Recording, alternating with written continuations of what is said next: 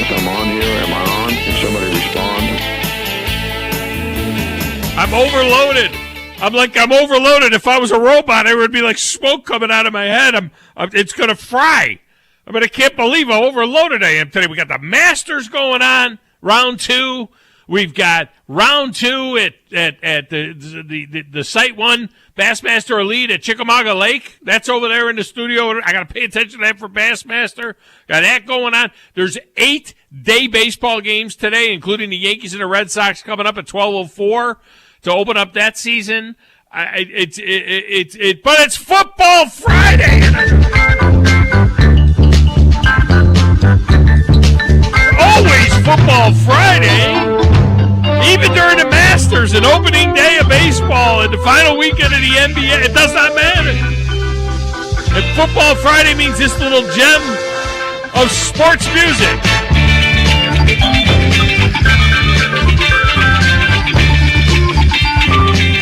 I'm talking about. I don't care. It's 45 degrees outside. Feels like football weather.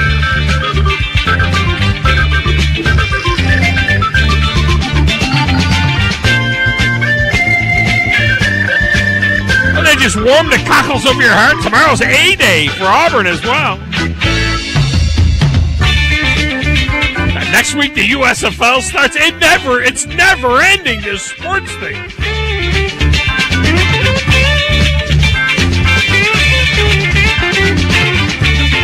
Phone lines are open, 256-576-4977. You can text the show, 732-9TA-SHOW. That's 732-982-7469. That's a great way to communicate with us. I get the haters. That come in that don't like the Football Friday 1970 Monday Night Football music. And then I get the guys that love it, and they're like, play it again!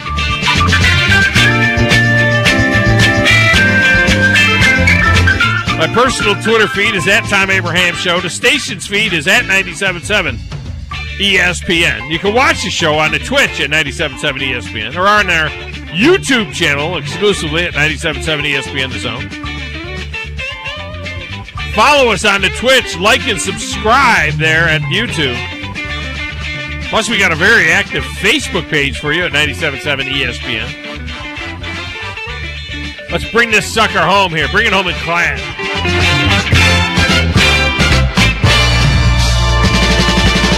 There you go, baby. There you go. We just drop it right there. Get the app. Have you got the app? You need to have the app. If you have the app, now with the app, you can not only get all that great programming, but you can take it wherever. You can take it near. You can take it far. You can take it in your car. You can take it to a bar. Yeah, you can take it everywhere. You can take it wherever you need to take it. And you get all of our alternate channels as well. Zone 2, Zone 3, Zone 4. I mean, tonight, the Tide and Ole Miss begin a 3-game set on air and on primary stream from Ole Miss, while the Braves are over on Zone 2. You can listen to that there. Boom. You just pick your channel. You just pick your channel. Listen to what you want to listen to. Coming up in a few minutes, Alan Bell from CBS Sportsline is in. Got a major story breaking out of Nashville.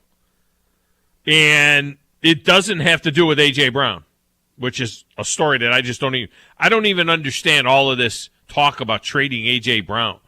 Who's talking about I don't think the Titans are talking about trading him, are they? All these other team fan bases are, lining up to get A.J. Brown. A.J. Brown's not going anywhere, is he? I don't think he's going anywhere. In the meantime, though, this lawsuit against the NFL that Brian Flores has brought has now roped in Ray Horton, who interviewed for the Titans job before they hired Mike Mularkey.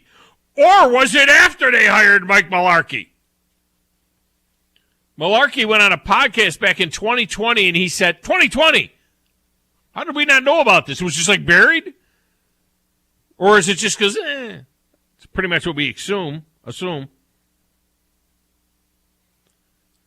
Mularkey said, quote, the ownership there, Amy Adams Strunk and her family, came in and told me that I was going to be the head coach in 2016 before they went through the Rooney Rule. And so I sat there knowing I was the head coach in 16 as they went through this fake hiring process knowing a lot of the coaches that they were interviewing, knowing how much they prepared to go through those interviews, knowing that everything that they could do, and they had no chance to get that job. Actually, the GM, John Robinson, he was in an interview with me. He had no idea why he was interviewing me, because I already had the job, and I regret it. He went on to say, I regret it because I pride myself in my kids first to do the right thing. I always said that to the players. And here I am, the head guy, not doing it. I've regretted it since then. It was the wrong thing to do. I'm sorry I did that. What? Accepted the job? But it was not the way to go about it. I should have interviewed like everybody else and got hired because of the interview, not early on. That's my biggest regret, close quote. It's amazing that this is just coming out now. Maybe he's just assuming it. I have met Mike Mularkey a few times and had a chance to kind of spend a few minutes with him a few times at NFL alumni golf tournaments in Nashville when I was running those. And he didn't seem to be an egotistical maniac, that I got the job. He's like a nice guy.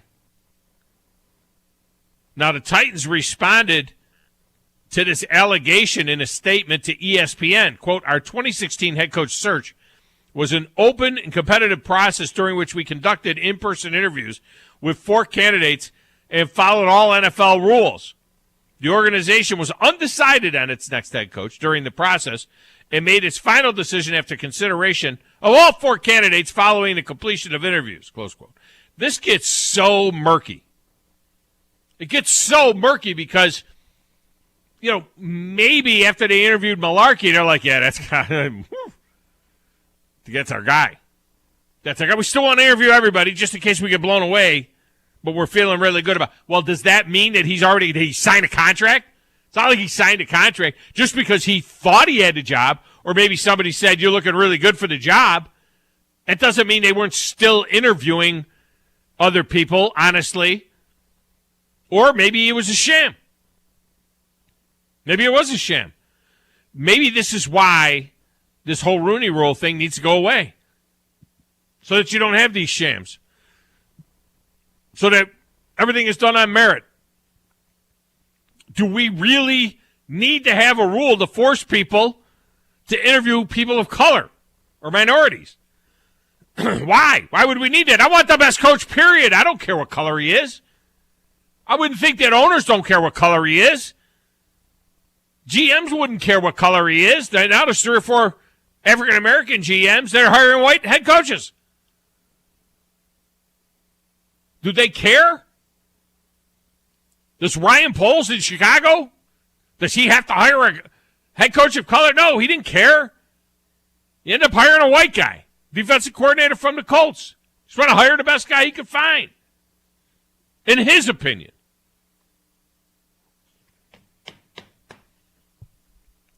Keep making it a thing, and it will never not be a thing. Coming up at the top of the 11, Golf Digest instructional editor Matt Rudy is in on Tiger Woods' amazing performance yesterday, shooting a 1 under par 71 in the first round of the Masters. By the way, the 11th time Tiger has been under par on day 1. And he went on to win 4 of those events, including the one in 2019 when he was 4 back after day 1. Oh, he's 4 back after day 1 this year. Tiger goes off at 12:41 today, Eastern or Central Time, 1:41 Eastern, 12:41 our time. And to be honest, doesn't it feel like the rest of what's going on out there is really anticlimactic? I mean, the Tiger story is completely overshadowing the rest of the event. This is the Masters, and it feels like it's all completely anticlimactic right now. I mean, there's not a lot of needle movers on the first page of the leaderboard. I mean, you take a look at this leaderboard. This dude, Sung Jae Im, the Korean, he's now 5. What did I just hear? Oh, I just heard a shot. He's now 5 under,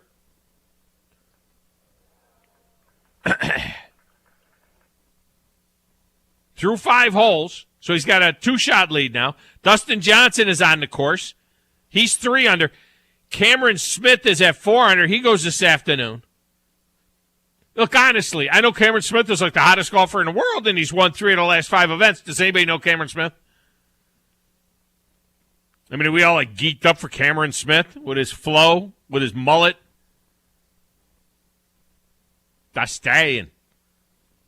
Dustin Johnson, Danny Willett, Joaquin Niemann. I don't know these people. Got Scotty Scheffler in there at 3 under. Harold Varner III is on the course. He's got it to 2 under through 4 holes. Some dude by the name of Corey Connors. He's a Canadian boy. See, this is what I'm saying. Another dude by the name of Jason Kokrak. He's in the top 10 right now. Where are, this next wave of young studs? Where are they all? They're all behind Tigers where they are. Rory, Spieth, Justin Thomas, Brooks Koepka, Xander Schauffele, Morikawa, Matsuyama, John Rahm, Bryson DeChambeau. And I don't want to hear about injuries. The big cat nearly had his twig removed 14 months ago. I got to be honest with you. Have you seen him walk? I think one leg is shorter than the other. And I can't get rid of this cough. I think I'm good. Then I can't get rid of that thing. I got to get intern John to get me a drink. Over there in the little glass room with the slanted ceiling. Playing the platters that matter and the stacks of wax and answering the phones. Living large on a Friday, DJ Grizzy Grizz. Who in the blue hell are you? I'm the producer of the show. If I didn't step up, you're nowhere. I put the thing together on a polish. Brilliant! I've got $100 smoking in my billfold. I know I ought to save it, but it's burning a hole. Right through my pocket and into my skin. Come Monday morning, I'll be broke again. It's finally Friday, I'm free again. I got my motor running for a wild weekend. It's finally Friday, I'm out of control. Forget the working blues and let the time roll. Someone call someone because there's a cleanup on aisle 3 as a man is down. It's like taking poison, like rat poison. It's not St. Patty's Day, so that's a different day entirely. Totally different day. Grizz, I'm looking in all of my drawers here in the desk at the studio, looking for cough drops. I think I'm out of cough drops over here. I just can't shake this thing. Yeah, what is going on with you and that cough? Choking like the Braves yesterday. I mean, what the hell? They roll out this special World Series championship gear yesterday. Did you notice? You did notice, gold right? trim and gold and they're wearing gold this year. They were no, just in the open. Now the Kansas City Royals did this. Yeah, the Houston Astros did this. It's like wearing the crystal for Bama with the. Check. I don't think the Dodgers did it after they won the truncated tournament. Yeah, because I wouldn't. No, I don't think. You know what? If the Yankees win a World Series, they're not doing that. They're not gonna put gold trim on it. They're not gonna do that. No. It did look good. It looked really nice. Yeah, it looked really nice. It's for fans to buy the jersey. Come on now. That's why they do it. No one wanted to hit except for Austin Riley. Yeah, who had 3 of the Braves' 4 hits, and Ozzie getting the other hit. They had 2 guys that got a hit. They got 4 hit yesterday. 3 by Austin Riley and 1 by the Osby Albies. Yeah, Matt Olson struck out, and he's actually, for the last 2 years, he's actually gone down in his strikeout rate. But, yeah, no, I think one positive thing about last night was the young kid Spencer Strider, who went 2 innings and struck out 5 and gave up no runs. And it's going to be a bright future. There's 161 games left because we're going to have a full season. I'm starting to panic a little bit right now. Right? I'm starting to panic. They're like game back. I'm going to be like Wes. They're wait a minute. Did the Mets lose? I think the Mets lost to Washington. They're a game back of somebody. They were up. Indiana. Did they win a game? I when I was watching a recap, they were up 5-1. I don't know if they had lost or not. Oh, maybe they won. Maybe they won. Yeah. I'm panicking a little bit here because they're behind us in the standings now. Yeah. And the Mets are running away with the division. Right now, the Mets are half a game up on Miami and Philadelphia, who haven't played yet. But the Braves are now they're tied with Washington for last place in the division, Chris. They're last in the division with a -4 run differential already. Well, this is the same Braves team that started off the season 0-4, got swept by the Phillies, and then ended up, winning the whole thing. So it's going to be a long season.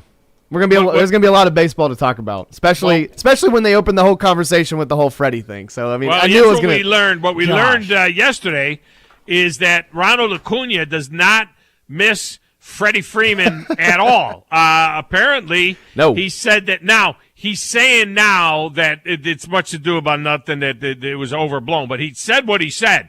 He was speaking in Spanish to a Dominican Republic-based sports reporter by the name of Pujols, by the way, no relation, last Wednesday on Instagram Live. See, people got to stop going. This is like the Mike Malarkey thing.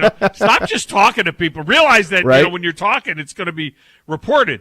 Anyway, they was asked what he would miss most about Freddie Freeman. And he said nothing. Nothing. That's what he said. He said nothing. They said, were you close with Freddie Freeman? And he said in the Spanish, he said, we were close in that we shared the same stadium. But we had a lot of clashes. He said, to be honest, I think it was just exaggerated and blown out in proportion by the media. No, you said it. All right, you said it. Yesterday he said, it was blown out of proportion. He said, I didn't say anything bad about Freddie. I didn't disrespect him. I talked about what happened in 2018. That's in the past. He never controlled me. He has a life, and I have a life, he said. He said, when you come up as a rookie, there's always someone who wants to tell you what things to do. You come up for the minor leagues with big eye black and sunglasses and the hat low, and a lot of people see that as wrong. And the other person doesn't see it as wrong because it's part of the game. No, it's not part of the game. It's not part of the game. He said, quote, a lot of veterans picked on me when I was a rookie, and they called me into the office themselves and told me, no, you can't do that. And then they took the eye black off of me with a towel like that, and I said, okay, that's fine. He said, he stayed quiet because someday he says, you know what, I'll be a veteran someday.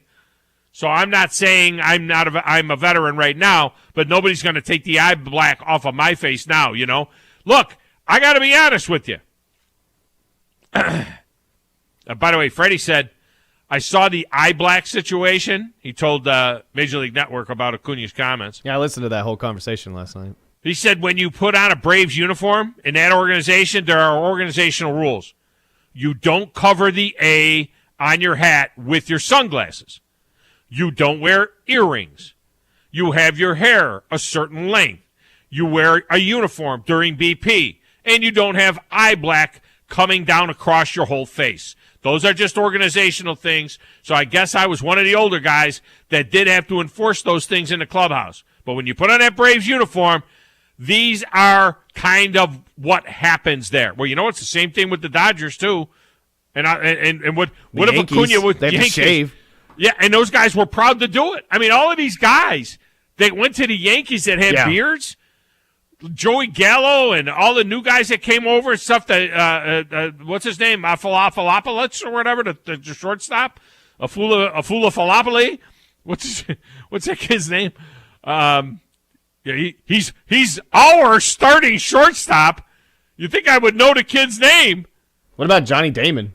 Johnny Damon had a crazy beard and had to shave it off. He had the beard and the long hair. Johnny Damon shaved the beard, cut his hair collar length or up about where it's supposed to be, because he was proud to be a Yankee. I mean, that's just the way he was when he was with the Red Sox. They were all dirtbags. They dressed like dirtbags. And then when he became a Yankee, he was proud to be a Yankee. Isaiah Kiner Falafa. I got to get that right. Kiner Falafa. He had a big beard, shaved it off. It's the way they roll. Yeah. And Freddie was saying, look, this is the way we roll here. And I'm surprised they didn't bust him more for, with the different color armbands and sleeves and stuff like that. What did I say about that? That was crap. Can't do that. She can't do that. The best thing about that game last night was Joey Votto being mic'd up for half an inning. Oh, how cool was that, Grizz? I liked it. Oh, my God. And then Ozzie gets on first, and Joey's talking. This, I've been saying it, because they do that in spring training. Yeah.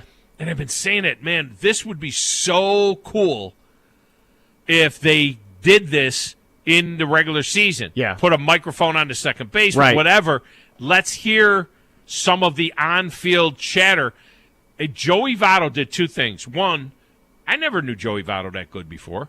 Now I think this guy is cool as hell. And two, the minute Joey Votto's 37 years, I guess I should say, like, he's one of those guys that, like, he's the star player of Cincinnati, but, like, it's like he could never get them over the top, and I don't necessarily think that's his fault. Taylor won 12 games last year. I got it, huh? The guy that won last night. Yeah, for Cincinnati, he won 12 games last year. What's so I mean, 12 games gonna get? Well, I'm just saying he's improved. He's improved since the year before. So I mean, like he's been there. He's their ace. That's the reason why he was their opening day starter last night. Here's the thing. All right, the other thing that Joey Votto did. The second Joey Votto retires, he's hired. You know he just got hired by ESPN last night. He's going right into the booth, and hopefully he'll take David Cohn's space. I don't like David Cohn, man. He's also like the cool thing about Joey Votto too. I guess he's kind of like he's branching out a lot of times in the social media world too, because like he posts a lot of like goofy TikToks and stuff too. So like he does just a lot of stuff. Just started doing that stuff. Yeah. So he's kind of getting. Yeah, I think like because the thing is I think he's always been a very a player to kind of gravitate around, one of those star players in the MLB. You know who Joey Votto is. Like I said, it's just that like I feel like he's gotten a lot of flack for many years because really he's never really won anything. The Chubby Ninja said the conversation Joey Votto was having while he was playing in the field was high-level entertainment. Give me more of that. Yeah, I agree. I mean, we need more of that stuff. Text window, it was a shock last year that the Braves took off when Acuna went down and went away. Maybe toxic. You know what? I'm hoping for Ronald Acuna Jr. that maybe that's a wake-up call for him, a maturity wake-up call for him. That, you know what? You went down with injury. You're the best player on the team. You went down with injury and left stage, left, and the team took off and won a World Series while your ass was sitting on the sideline. So stick your finger in a glass of water, pull it out, and see what kind of a hole you leave. Let's get a break. Alan Bell was like in-game betting during the game yesterday. I want to talk to him about that and football stuff. He's next from CBS Sportsline right here, 97.7 ESPN, The Zone.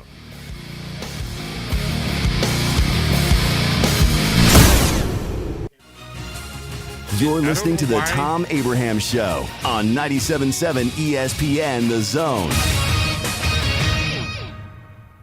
This is Brent Musburger's VSiN Action Update on 97.7 ESPN, The Zone. Heads up, sports bettors. Right now you can try VSiN All Access free for 30 days with no credit card required. Visit vsin.com/free month to sign up now. The Masters completed round one on Thursday at Augusta National, first golf major of the year. Sungjae Im is the leader at 5 under par with Cameron Smith at 4 under. 4 golfers are 2 shots back, including Dustin Johnson and Danny Willett. The new odds are out. Smith is plus 500 to win the green jacket. Dustin Johnson at plus 650. The leader, Sungjae Im, is at plus 950. Tiger Woods, playing in his first professional tournament since a car accident 14 months ago, opened with a 1 under par 71. The new odds for him to win his 6th green jacket are plus 3,600. For vsin.com, I'm Tony Desiri, 97.7 ESPN, The Zone. Find your rhythm, feed your rhythm at Rhythm on Monroe. Not just a great restaurant and rooftop bar, but the perfect spot to relax and take in a beautiful scenic downtown sunset on the rooftop or patio. Enjoy Chef Becky Vibbert's fresh and delicious fan favorites like braised beef short rib sliders, seasonally inspired fresh salmon dishes, crispy Brussels sprouts, and fresh baked peach walnut cobbler or chocolate chess pie. Open daily at 4 p.m. with brunch from 11 to 3 on Saturday and Sunday on the corner of Clinton and Monroe in the Von Braun Center. Follow Rhythm on Monroe on Facebook.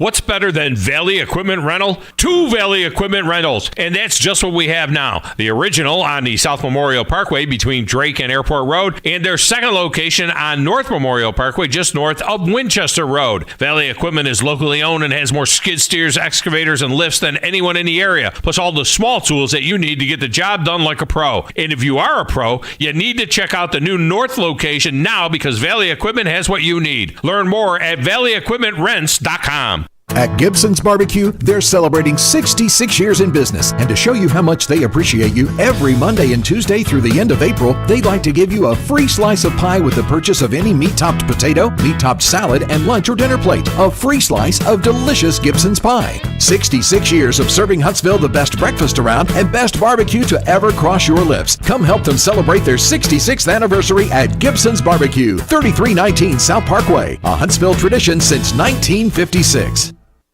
The PGA Tour's Corn Ferry Tour is coming to the Rocket City. Join us at the Ledges for the Huntsville Championship, April 29th through May 2nd. Experience the beauty and drama of the course firsthand. Witness golf's rising stars chase their PGA Tour dreams. Cheer on the future of golf up close and personal.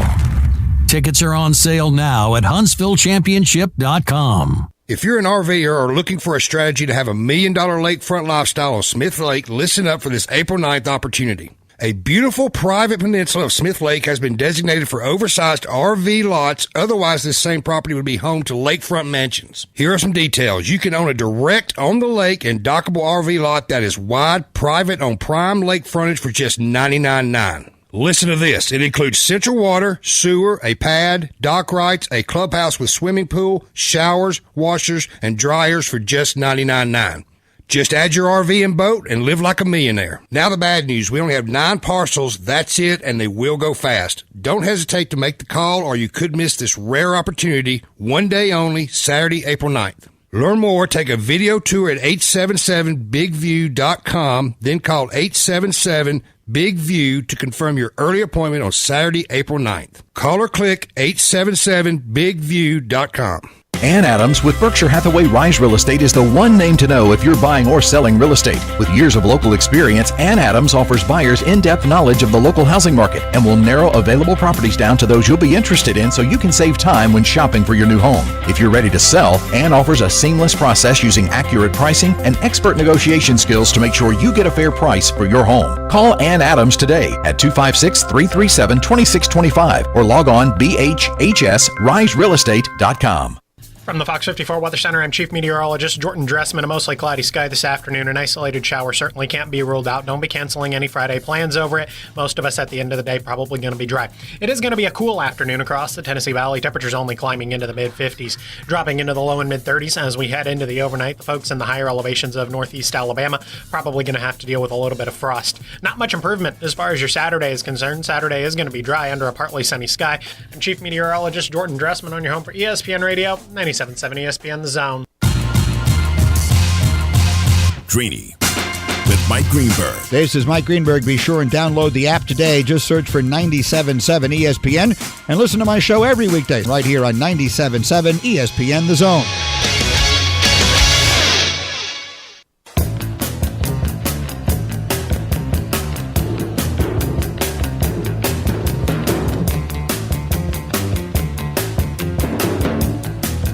Football Friday means football music. Yeah, I know there's a Masters. Baseball everywhere. Final weekend of the NBA. Those of you that are into professional fishing like me, there's a tournament going on at Lake Chickamauga in Tennessee outside of Chattanooga. A lot going on right now. 8A games tomorrow. Texas A&M and Auburn on the field. We'll get to that a little bit later on as well. We'll try and give you as much as we can. I got 2 hours. We got a ton of stuff going on. Try and give you as much information as we can. Joining us now, Alan Bell from CBS Sportsline. He is on the Neighbors Wealth Management Hotline, and this segment of the show is brought to you by Valley Equipment, with their second location now open on the North Memorial Parkway. Valley Equipment has you covered. Whether you're a major contractor and you need a large excavator or dozer, gosh, I saw a picture of the dozer that they have. Oh, Beautiful. Or if you're a homeowner that needs a skid steer or a small excavator or a little backhoe or some kind of tricky hand tool or jackhammer, something like that, post hole digger, they got it all. Valley Equipment. They're locally owned. Ross Roberts and his team, they do a great job. They're champions. Check them out, Valley Equipment. 2 locations. All right, joined now by Ellen Bell. AB, welcome back. How are you? Big dog, doing fantastic, man. You doing all right? I am great. I'm panicking a little bit. Braves now at the bottom of the NL East. I'm a little bit concerned. Yeah. Letting the Mets run away with the division now. But I think they might be okay if they get like other people to hit, other than Austin Riley. But we'll see. I noticed that you were live tweeting in-game betting yesterday on the game. Talk about that a little bit and what it can mean to baseball, because it totally changes the level of interest in the game as the game is going on when you're like, saying they're going to score a run this inning or they're not going to score a run this inning. I mean, it's kind of cool. Yeah, absolutely. So, yesterday, we were live betting games, and then we bet the entire Reds and Braves game last night. And essentially, exactly what you just said. We would bet each inning, whether it be a run scored or no run scored, right? And you could get those live. You could get them an inning before, so you kind of prepare for the next one. And it was a blast, man. And, the best part about it is, even if somebody's not really a big baseball fan or they don't have, a specific team, like everyone is involved. Everybody can get involved, and it's a ton of fun, man. So, you watch an entire game, and I think that, embracing that will get viewership up, right? Because, if you weren't a Braves or a Reds fan, you probably weren't watching that game. But if you're live betting and having fun, absolutely, you're going to watch the entire thing. So, yeah, we had a ton of fun, and we're going to do that all season long. And they have that available at these apps. Like I use the MGM app in Tennessee, which is legal, but they have that right on the app where you can get in like even during a commercial break before the inning and say, okay, I'm going to drop a $5 bill on a run being scored in this inning. You take $100, set it aside, and bet it throughout the game. Yep, 100%. That's exactly it, man. And like you said, you could bet $5 an inning, you could bet $1 an inning, or you could go as high as you want, right? Like that's the most fun about it is that you could do it live, you could do it right there. You see who's coming up, for both teams, and it counts top and bottom, of the inning, so you get both teams there. It's a ton of fun, and it's a strategy too, throughout the game, to where innings can kind of go up, can kind of go down, based on relief pitchers coming in late in the game. It's a ton of fun, man. You're right. Now I couldn't do it watching my team. You know what I mean? Like when the Yankees and the Red Sox play this afternoon, right after the show, and I have the game on, I couldn't do it because I don't want, like, if I say that there's going to be a run in the first inning, I don't want the Yankees didn't score in the first inning, and then I got to pull for the Reds to score a run in the first. I couldn't do that. You know what I mean? Red Sox, I couldn't do that. But other games, you're right. If it's a game that you don't have any emotion invested in, it's kind of a good way to do it.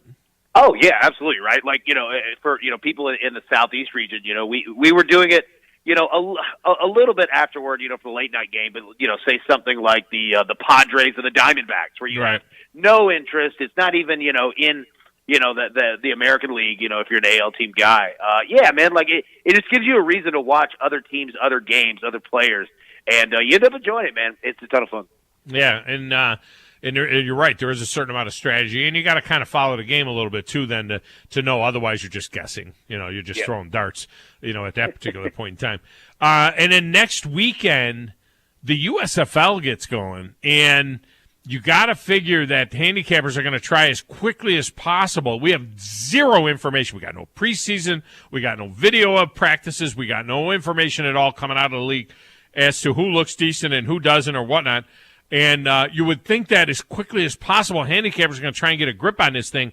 It's a 10-game season, but again, one of the things that will attach eyeballs to the games is not only the in-game betting, but the just being able to bet the games in general, and as quickly as possible, trying to figure out who's good and who's not. Yep, you're 100% right. And if I were in charge of the marketing for that league, and I'm sure that there's somebody way more intelligent than me, so I'm not telling them how to do their job, but exactly like you said, I would be pumping that data out all week, right? Like, I want it in people's faces on Twitter and Facebook and Instagram and everything, and get the betting portion out there, right? Like, it's a huge part of it. Look at, all the ratings and all the money that we just saw, in the NCAA tournament.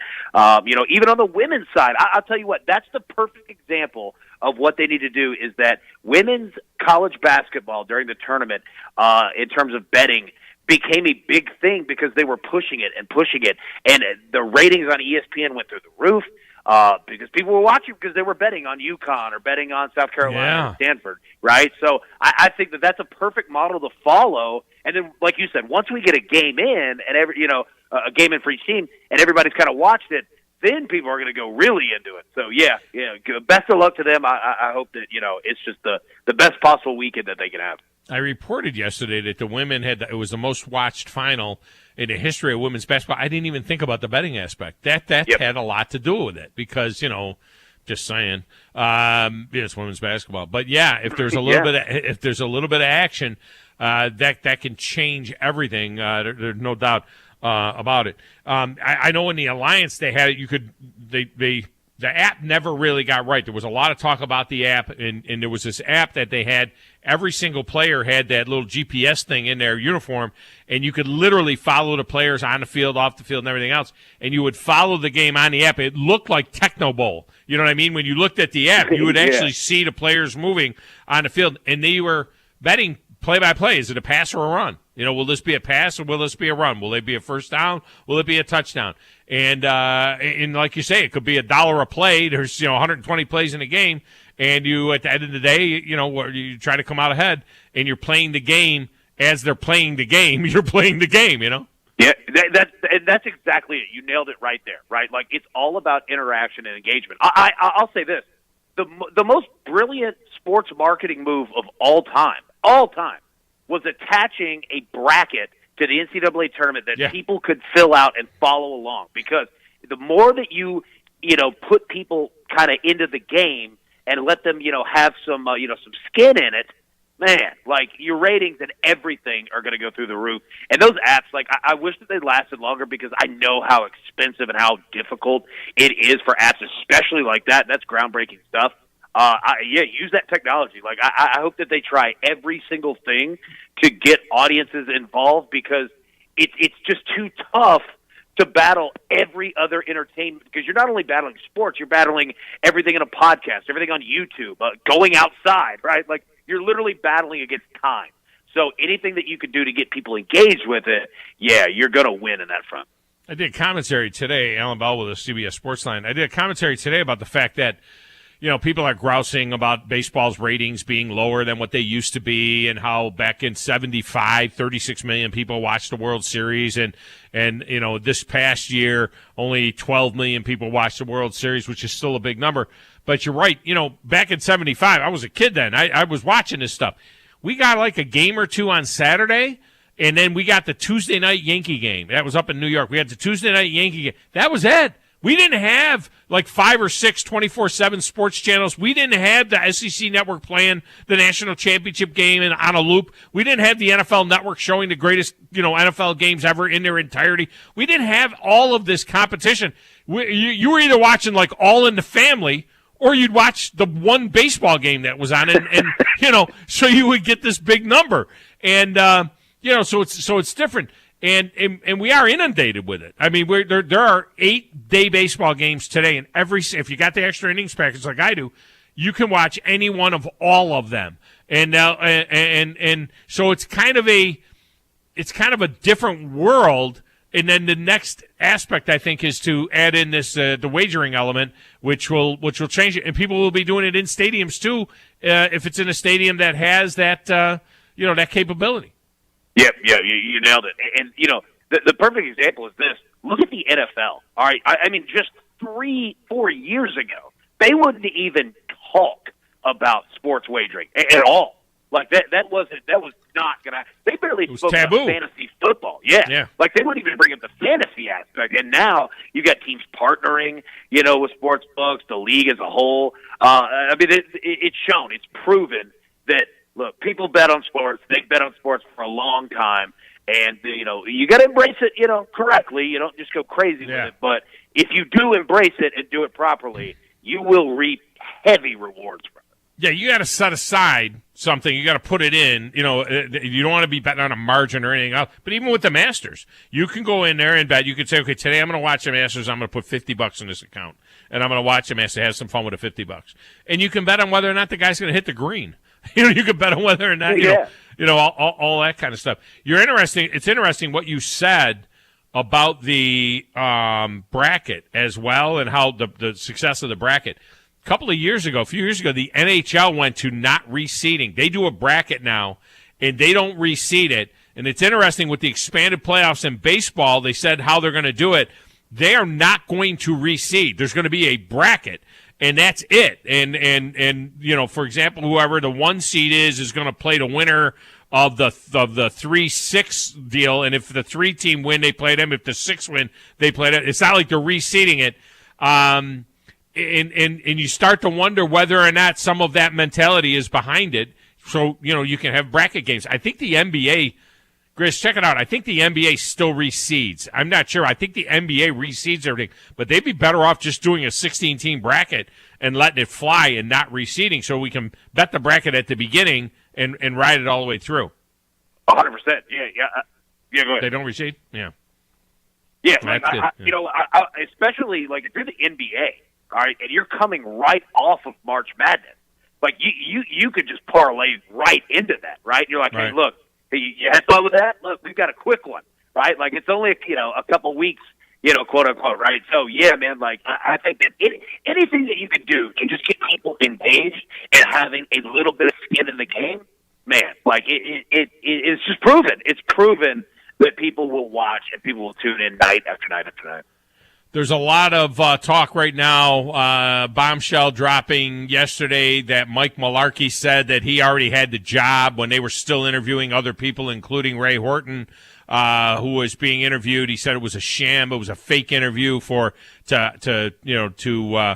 satisfy the Rooney Rule. It's going to be very interesting to see where this thing is going to go, but it's another kind of shot across the bow at whether or not there should even be a Rooney Rule. What was your take on that? I mean, could it be that Mularkey, maybe he thought he had the job, or there was indication that he had a really good interview, but I mean, it's not like he signed a contract and then they went and interviewed Ray Horton, Yeah, no. Look, I think that, everything that was laid out in regards to that, I think was accurate. And what I'm saying is this. I don't think that the Titans had anything racial involved. They were just ready to take the interim tag off of Mularkey and hire him, right? So it was whether you were white, black, green, blue, it didn't matter, right? They just wanted Mularkey, right? The Titans pretty much, admitted not, any kind of racism, but, that they handled that incorrectly, that he wasn't the only, person that they interviewed after. I think the Titans will be just fine. I don't think that the league's going to find anything, in terms of that. But the Rooney Rule, man, we could go an entire show, talking about, the thought process behind it is good, but the application can get out of whack quickly. Yeah. Right? I think it was good.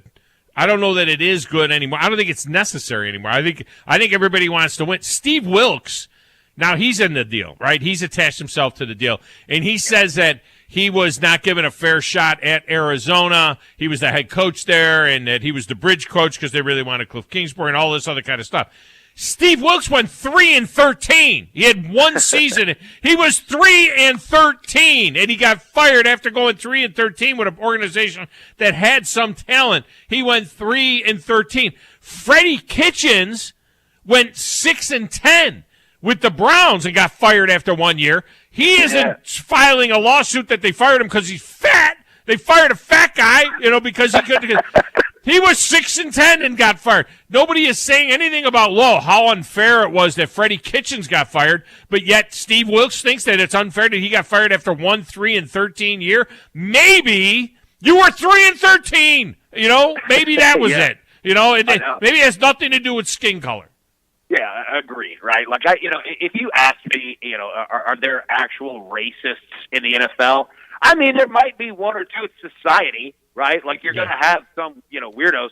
But for the most part, people are just trying to win because they know that, like, you know, if you're a GM, if you're a president, like, everybody's pretty much on, like, a 3 to 4 year prove-it window. And if you don't, you're gone, right? So, like, yeah, like, I'm with you. Now, are there things that, you know, that need to get better? Of course, right? But I don't know if – it's just tough. Like, I don't know if the Rooney Rule is the exact perfect way to do it. You just need more people – you know, you need more quality in terms of the assistant coaches. But, you know, again, there are smarter people working on that than me. But, yeah, for the Titans, I think they'll be fine. I think people want to win. I mean, every team in the league would take Mike Tomlin. You know what I mean? It's not like every owner in the league. I'd love to have Mike Tomlin as our head coach. You have 3 or 4 African-American GMs now that are responsible for hiring coaches. Ryan Poles in Chicago, a guy I've known since he was 3 years old. That guy hired a white head coach. Is like, you know, and he's taking heat that, wait a minute, you're an African-American GM. Why didn't you hire an African-American head coach? Because he simply wanted to hire. He interviewed African-Americans. He worked with Eric Bieniemy for the last 5 years in Kansas City and didn't even give him an interview in Chicago. So what does that tell you? Maybe he doesn't think he's ready to be a head coach. Black, white, green, blue, doesn't matter what color he is. And it's just, I think we're getting to the point where we're past this affirmative action type thing. You know, it just kind of drives me nuts. But that's no, I'm with you, right? And I think you made a good point. Look, regardless of whatever race you are, I'll find you people who've gotten hired in the NFL, right? Like, there have been a ton of them. You know what I mean? So, yeah, I agree with you on that. Yeah. All right, man. Well, I appreciate you as always. Have a great weekend. Enjoy all the baseball. We're following you on the Twitter. Alan Bell's been our guest, CBS Sportsline. AB, have a great weekend, man. Hey, you too, big dog. Thank you so much, buddy.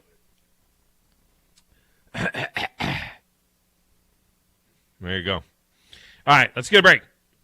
When we come back, we'll set you up for our hour number 2. Got a chance to get you in. We'll check some top-of-the-hour texts and tweets. One of our listeners was actually in the stands at that Braves game, and we'll read that text next right here on 97.7 ESPN The Zone.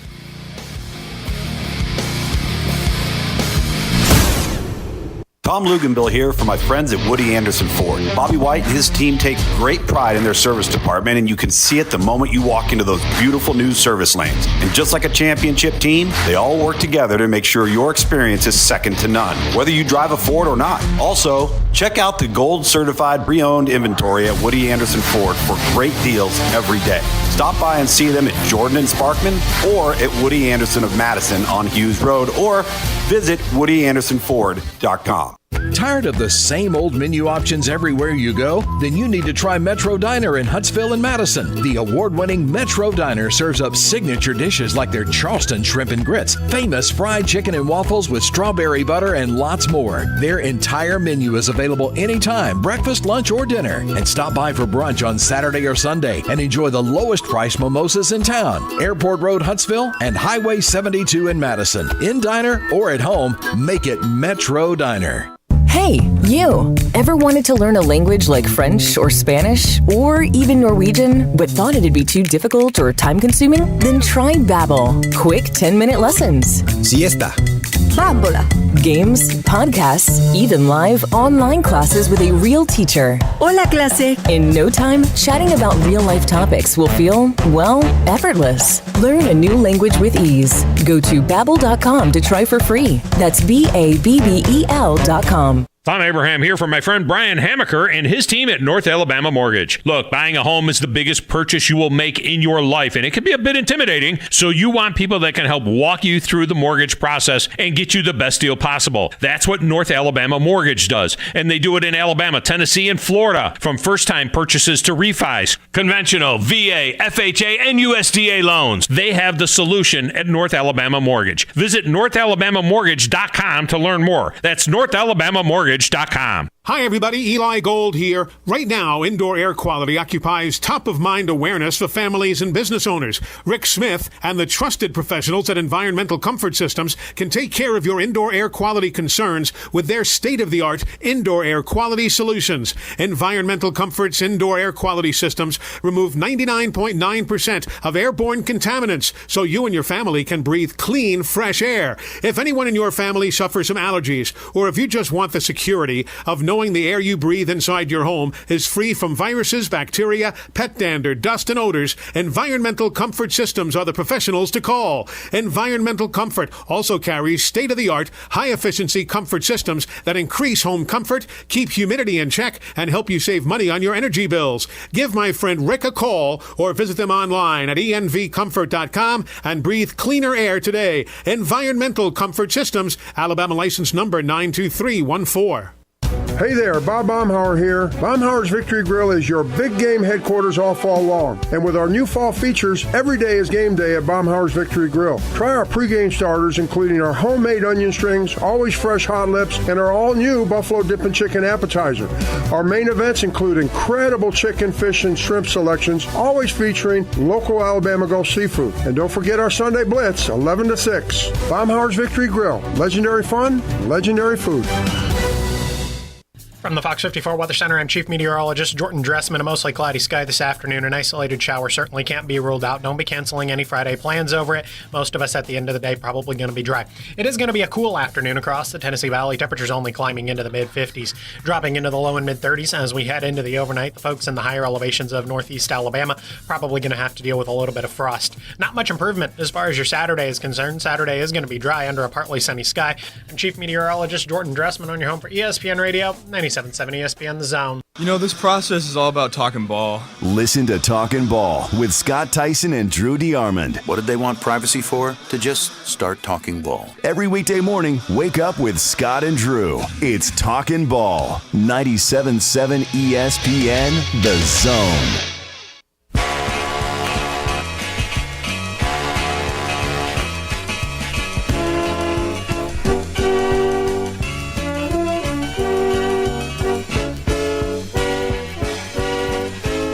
Welcome back, Thom Abraham Show.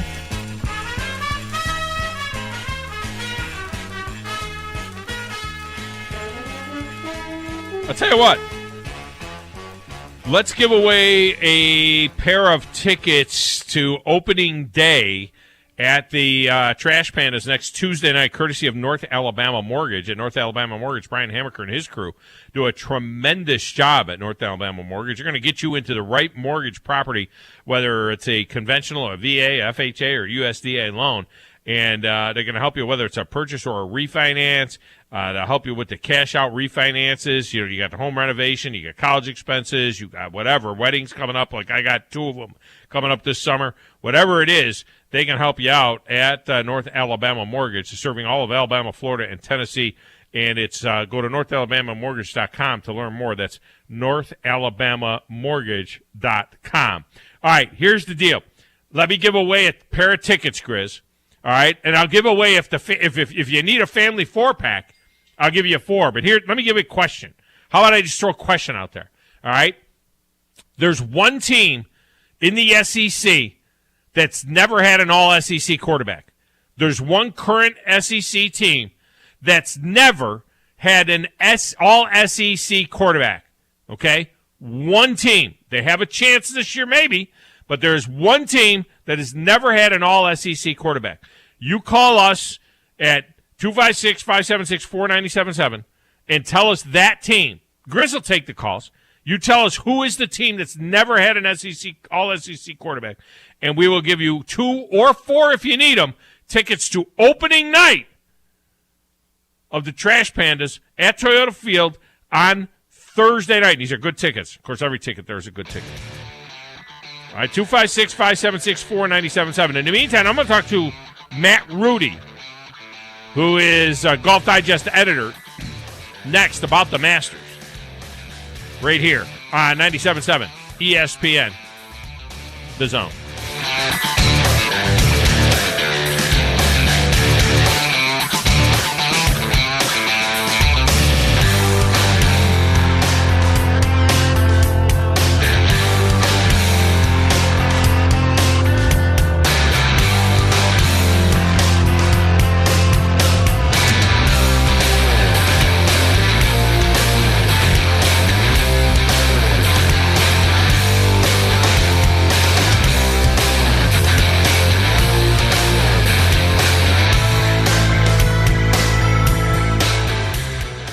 TOC Sports has been there for you. Now, you're probably asking yourself, what does that mean? It means for more than 20 years, Alabama's largest orthopedic group has been there providing coverage and care to more schools and student athletes in the Tennessee Valley than any other group. It means whether you are the star football player, the all-region volleyball ace, or someone who hurt their knee in a weekend pickup basketball game, TOC Sports physicians are proud to have the opportunity to care for all your orthopedic needs. It means for parents, coaches, athletes, desk jockeys, or even weekend warriors, TOC Sports physicians continue to meet and exceed the orthopedic and sports medicine needs of our community. But most importantly, during these challenging times, we're here for you now, and will continue to be here. So as long as there are players on the field, games to be played, and contests to be won, the orthopedic specialists from TOC Sports will be ready to help. We don't know what the future holds, but you can count on the TOC Sports team to stay committed to you, so you can stay in the game. Call 256-539-2728 today and ask to see a TOC Sports physician. Check them out online, also Facebook, Twitter, and Instagram. The PGA Tour's Korn Ferry Tour is coming to the Rocket City. Join us at the Ledges for the Huntsville Championship, April 29th through May 2nd. Experience the beauty and drama of the course firsthand. Witness golf's rising stars chase their PGA Tour dreams. Cheer on the future of golf up close and personal. Tickets are on sale now at HuntsvilleChampionship.com.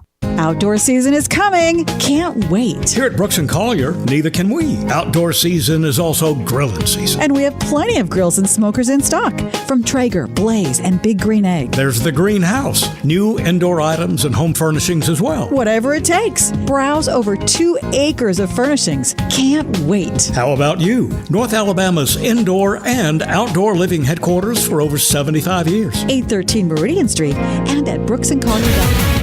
WZZN, Union Grove, Huntsville, Alabama. 97.7 ESPN, The Zone. This is SportsCenter. I'm Christine Lisi. Right now, round 2 of the Masters rolls on. Live coverage on ESPN+. Tiger Woods is 4 back of the leader, Sungjae Im. Dustin Johnson is 2 back. Woods set to tee off his second round at 1:41 Eastern. ESPN TV coverage at 3 Eastern. From ESPN's Jeff Passan, barring significant change in the next 2 hours, outfielder Aaron Judge and the Yankees will not agree on a contract extension before his deadline. A first pitch today. New York's proposed deal for more than $225 million, but the sides remain apart. So far, they haven't reached a deal for 2022, which may result in Judge and the Yankees heading to arbitration during the season. Shortstop J.P. Crawford and the Mariners agreed on a 5-year, $51 million contract. That ties one of the best defensive shortstops in the sport to Seattle through his prime years. Right-hander Max Scherzer will make his Mets debut tonight against the Nationals.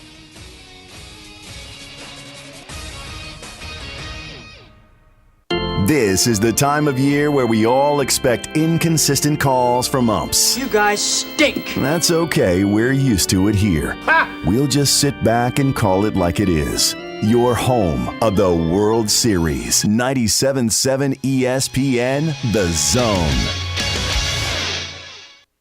You need to be more like a dog. Like what you guys are doing. You've got your fingertip on the pulse of your listeners. You are the Messiah. We need more dogs. This is the best show on radio. The big dog, Thom Abraham, is here with you. Hey, I see you. Hey, I see you, dog. So settle in and get your bark on. That's my dog.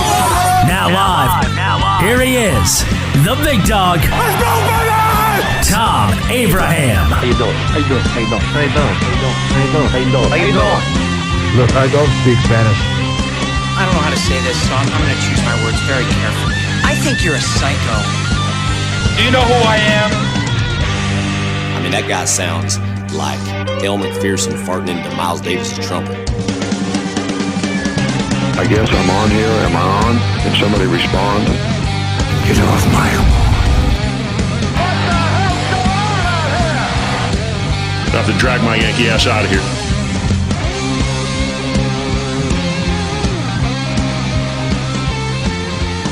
Welcome back, hour number 2 of the Thom Abraham Show here on a Football Friday in the Doghouse, and there's a lot going on outside of the world of football. Of course, the Masters is underway as well. This segment of the show is brought to you by the Orthopedic Center for all your injury needs.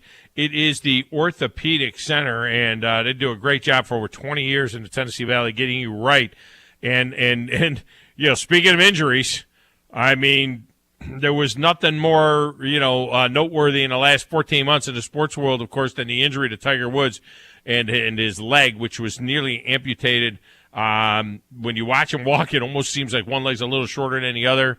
I mean, it was miraculous when we saw video of him, just chipping and so on several months ago, and then we saw him playing with his son and that father-son hit and giggle deal, and he was hitting shots and looked like a regular golfer.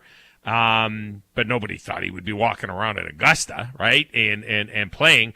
Not only is he playing, he's out there and he's 1 under par, and it was something to watch. That's for sure. Well, Matt Rudy does a tremendous job. He is an instructional editor for Golf Digest magazine, and he joins us now on the Neighbors Wealth Management Hotline. Matt, welcome to the show. How are you? Good to talk to you again. I'm doing okay. Wasn't it watching it yesterday and watching Tiger play yesterday, every time he swung the club, it was almost like this, macabre type. You watch it and you just wonder, oh my God, is he going to collapse? At what swing is he going to swing and he's going to go into a cramp or something's going to give and he's going to go down? Or is he not going to finish? I had another buddy of mine that's a PGA Tour insider that texted me 2 or 3 holes into it and said, I don't think he'll finish the 18 the way he looks right now. It was like you couldn't look away, Right, and we've seen it before. He won the U.S. Open on a broken leg. And every time he made a swing, it was a question if he was going to be able to get down off of the tee box, walk that little downhill slope. And there was definite evidence, not so much when he was swinging, but walking. He was walking 50 yards behind the caddies, behind the other players. He was definitely taking his time up and down the hills. I had Achilles surgery in November, and I'm certainly not Tiger Woods, but I can't even imagine walking 18 holes as a spectator, never mind trying to do it, what he's doing on a leg where the bone had been powderized. I mean, it's really remarkable. It's a testament to a few things. Number one, we always knew he was extremely tough and, a resilient competitor. And it's also a testament to what you can do when you have the dedication and the toughness and the time and the resources to train. It's a testament to modern science and modern medicine. I'm sure he has a squadron of physical trainers and specialists who are helping him, do what he's doing. And I can't help but think of, the athletes from the past, Gale Sayers. If you can imagine what Gale Sayers could have done if they had modern ACL surgery repair. We're living in a wonderful time when we can put an athlete back together again and watch him do what he does. And I think some people maybe forget, you think about the right leg, because I think that was the one that was, in danger of being amputated. It was right. really, really bad, which is now the back leg. It's not the post leg, if you will, for a right-handed golfer. But he had compound fractures in both legs. So it's both legs. That's the part of it that is, that is amazing. And just from a swing standpoint, talk about that, the strain. The back leg, the right leg, maybe is certainly not as much because it's that front one that you post and you really want to, kind of torque off of. Right. But just talk about what that would mean, for his base, because sometimes it does seem like he spins out, and that's maybe why he was hitting some of those shots left. Mm-hmm. Well, and he also, it's easy to forget that he was recovering from a back surgery when he got in the car accident. So, that you got to throw that on the fire too in terms of things to recover from. But you're right, the post leg, the front leg, that goes through a lot of shearing force where all this torque where you're swinging around and the club effectively weighs 100 pounds when it's down around impact, and then that slows down. That 100-pound weight is slowing down as it goes through impact and then comes around your body. That's a tremendous amount of pressure on your lead leg, and the trail leg. That provides a lot of the push off the ground where the club head speed comes from. So I think if you're going to ask a tour player would they rather have a compromised lead leg where they have to post against or a trail leg, they would pick the trail leg. But there's no doubt Tiger doesn't have as much fastball right now as compared to, say, 2019 when he won at the Masters. If the trade-off is having a little less club head speed but being able to walk and play with your kids and go walk 18 holes like he did yesterday, I think this has to be a best case scenario in an injury recovery right now. And it almost seems like this might long term. obviously the injury, you don't have anything like that. But his swing is more controlled, like you say, less, club head speed. But it's almost like this is something he can now play with for the rest of whatever career he has, whether he goes on and continues to play into his 50s or whether he goes to play the Champions Tour, which nobody thought he would ever do, but I never thought he'd be doing this either. But it almost seems like a more controlled swing. When he lost it there for a little bit and had that little bit of a dry spell, it seemed like he was overdoing it. This swing here might have won him some more tournaments and more majors if he had this, 10 years ago. Yeah, I think, out of necessity, it's going to be what he plays with. I think the mystery is how long he can be competitive at a place that's not Augusta National, where he has incredible institutional knowledge, when the generation of players coming after him has so much more club head speed. They have so much more horsepower. Can he win being Frank Tanana, throwing 88 mile an hour off-speed pitches instead of throwing 98 mile an hour. Good Frank Tanana reference. That's a strong Frank Tanana reference. Goodness gracious, that's a good job of you. I thought you'd like that. But yeah, there are crafty left-handers out there that can survive in the major leagues, and a guy with as much smart, and as much gumption and as much talent, as much resiliency. He's not a guy who's going to get outthought on the golf course. So how much is that worth? Can he play a 5 or 6 or 8 tournament schedule over the next 2 or 3 years? It seems like he's going to be able to do that. The question will be, how much practicing can he do in between tournaments? How much maintenance is it going to take to keep this fragile body put together enough? I do know that at St. Andrews, that's an easy, lovely, cushy walk. So yeah. That's going to seem like a vacation compared to what he's going through this week. Matt Rudy with us from Golf Digest. Yeah, I don't think people realize just how hilly, and even if you drive through Augusta, if you drive down Washington Street, you don't realize what's on the other side of those fences and how hilly this course is, and in the undulations of it, and so on. And there's one in North Alabama called the Ledges, which is up on top of a mountain, where they're going to play the Korn Ferry Tour, the Huntsville Championship in a couple of weeks. That is like that. That's very, very hilly, and but Augusta, it's not on top of a mountain yet. It is got a lot of undulation to it, and a lot of it's not an easy walk for sure. The other, you mentioned the next generation. Staying up with this next generation of golfers. This next generation of golfers should have went to bed embarrassed. I mean, to me, embarrassed. I mean, I don't care if you're, Morikawa or Matsuyama or Xander Schauffele or Brooks Koepka or Jordan Spieth or John Rahm or even Bryson DeChambeau, who's got some of his own injuries. I don't want to hear about injuries. This guy almost lost his leg, okay? And he out there, and all of you guys are behind him. It's embarrassing, you know what I mean? These are the guys that's supposed to be on the leaderboard. We got a bunch of guys on the leaderboard outside of Dustin Johnson that we don't even know. Even the Smith kid. That might be a little bit of an exaggeration. Cameron Smith won the Players Championship this year. Yeah. And Scotty Scheffler's the number one player in the world. Those are a couple of 25-year-old players. So, I mean, I think you're right in that they're not quite the household name yet that Brooks Koepka is or that Bryson DeChambeau is. And that just reinforces the issue Tiger's going to have to confront, which is a lot of his own doing. He made the sport so big that real athletes that can come and play golf and make more money than they could make playing in Major League Baseball or playing in other sports. So there are genuine athletes hitting swinging 125 mile an hour and bringing this heat. And they're 40, 50, 60 deep on the tour now. There are no more Justin Leonard. There are no more kind of wily, crafty players that survive on guile. It is a heavyweight fight every week. And even someone like Justin Thomas, who's 5'10", 155 pounds, he swings 120 miles an hour. And that's the reality on the tour. But your point is well taken. Speaking of Justin Thomas, I mean, the guy. This is supposed to be his tournament. This was supposed to be his tournament, Justin Thomas. I mean, these guys, they last, 20 minutes and then they fade to black, it seems like. We'll see what Cameron Smith does, whether his game has that kind of staying power in it. But a bunch of guys, including Rory McIlroy, who should be flat out like at the top of the list right now. But a bunch of these guys, they flash, and there doesn't seem to be that staying power. Here's this 46-year-old guy that's been through the brutal injuries and back and everything else, and he's outplaying you. I mean, it's just it's not right.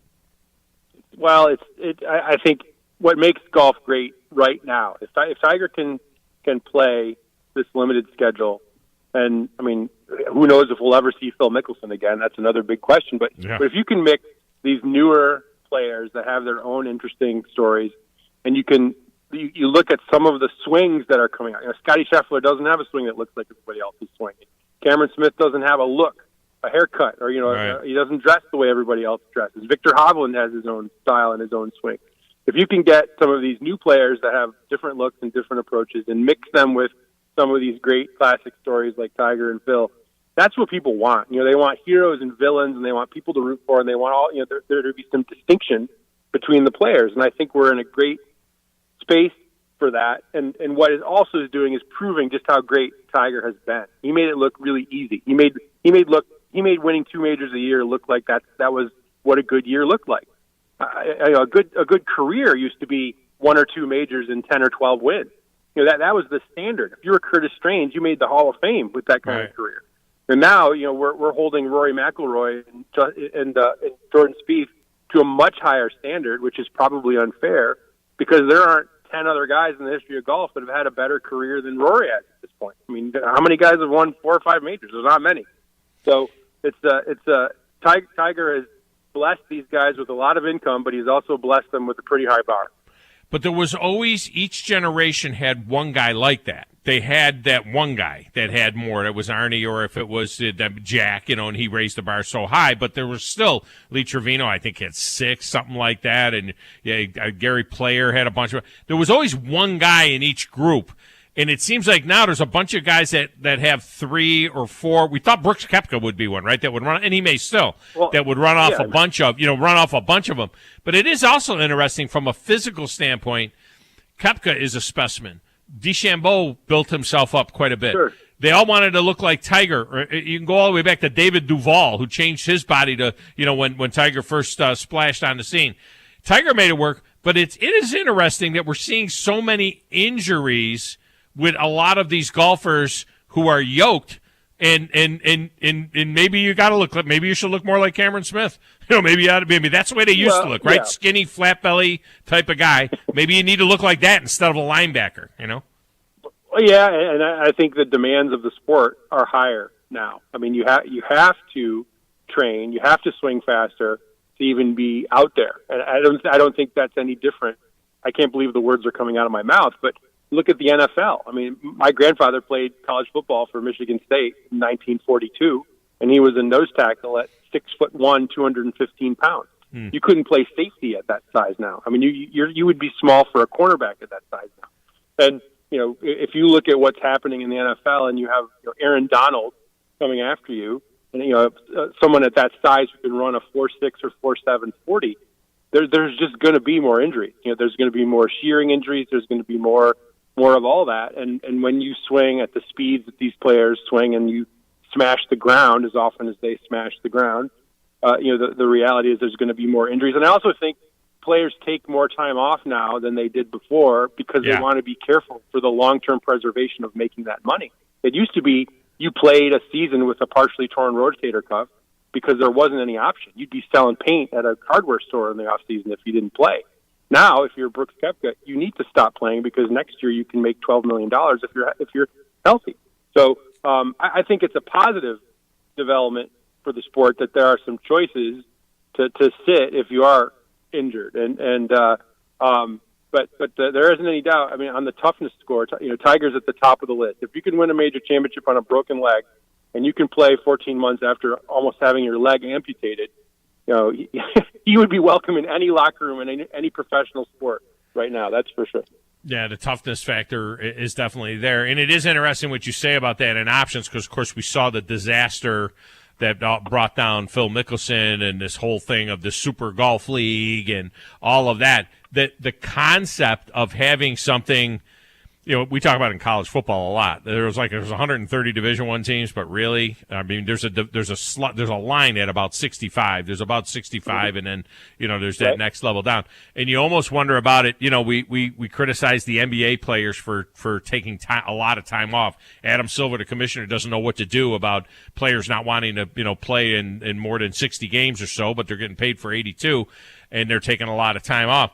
Well, in golf, we have this crazy year-round schedule basically now, and I don't even know how many tournaments there are, but the top guys, 15, 18, 20 events. It's almost like within the tour that there could be a split. You know what I mean? That within the tour, there should be this thing where there's these about 18 or 22 or 20 events might be the sweet spot where, Jack Nicklaus had to play 35 events to make a living.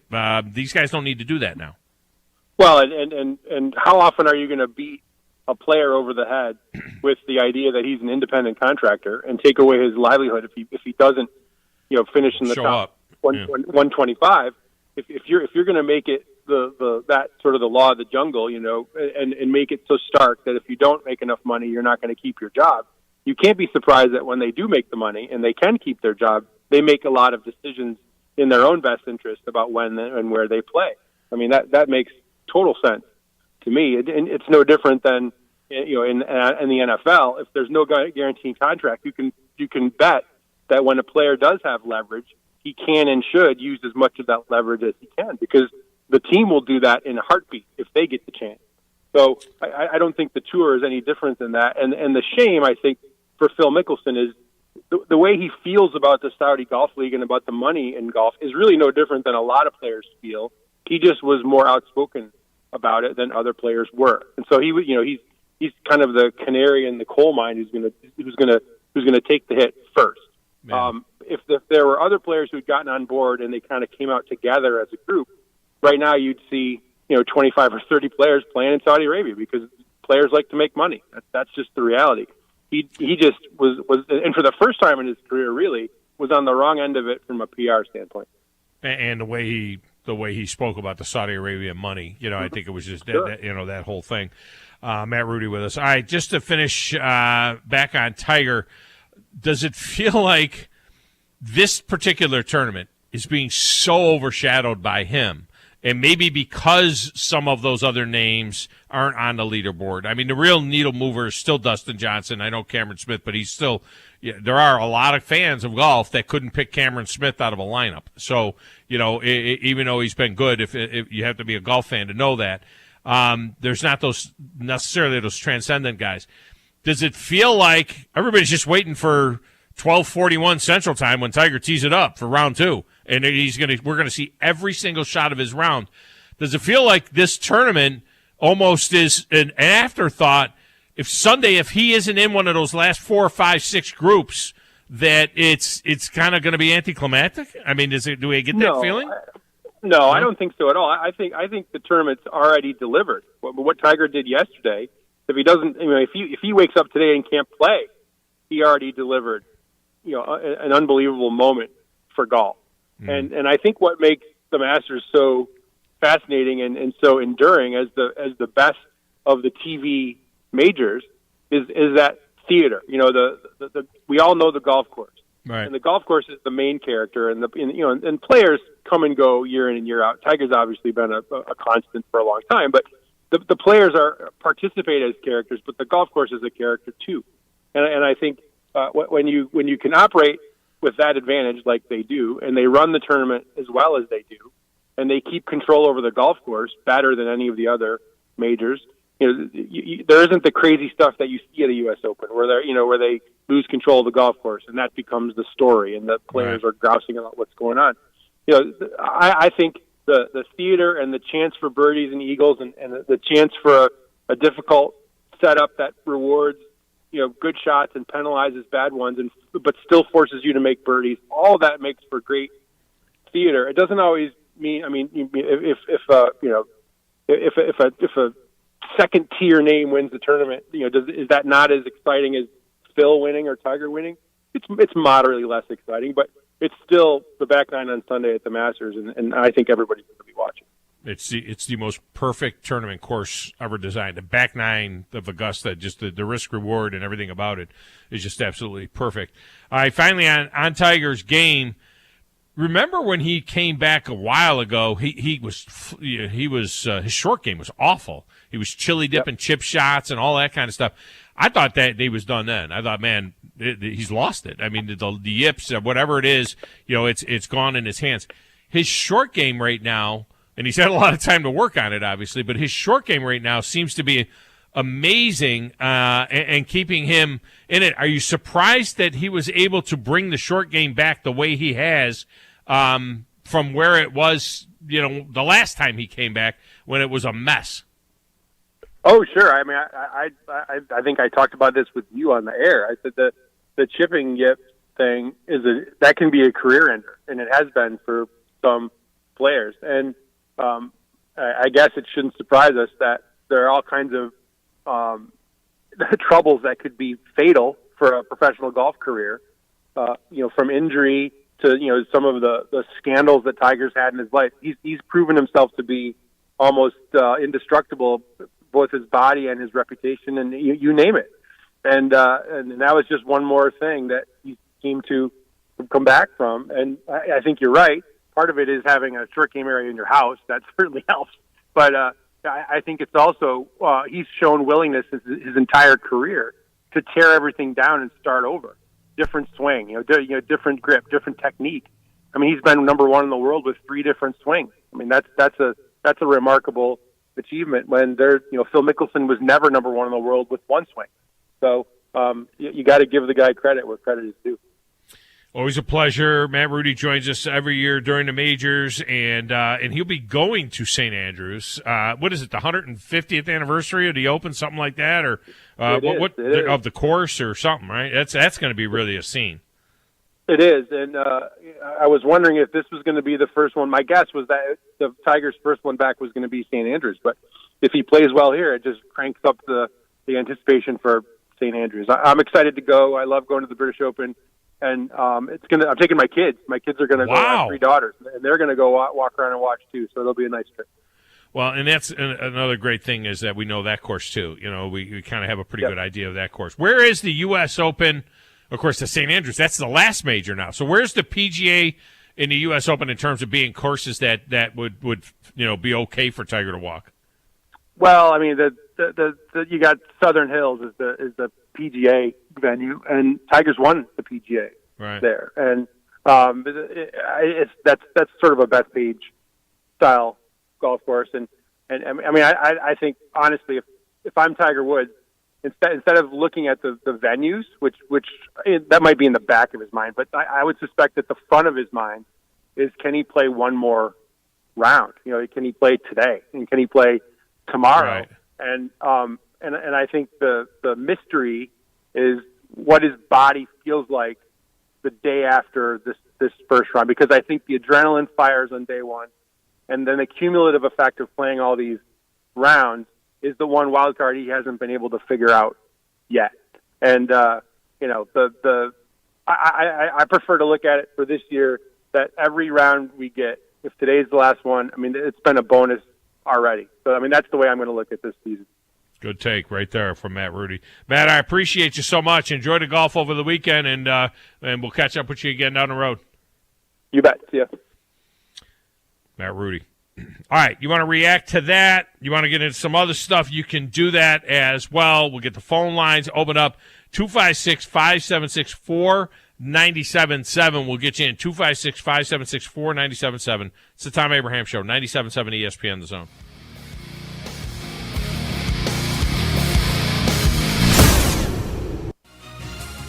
You're listening to the Thom Abraham Show on 97.7 ESPN, The Zone. This is Brent Musburger's VSiN Action Update on 97.7 ESPN, The Zone.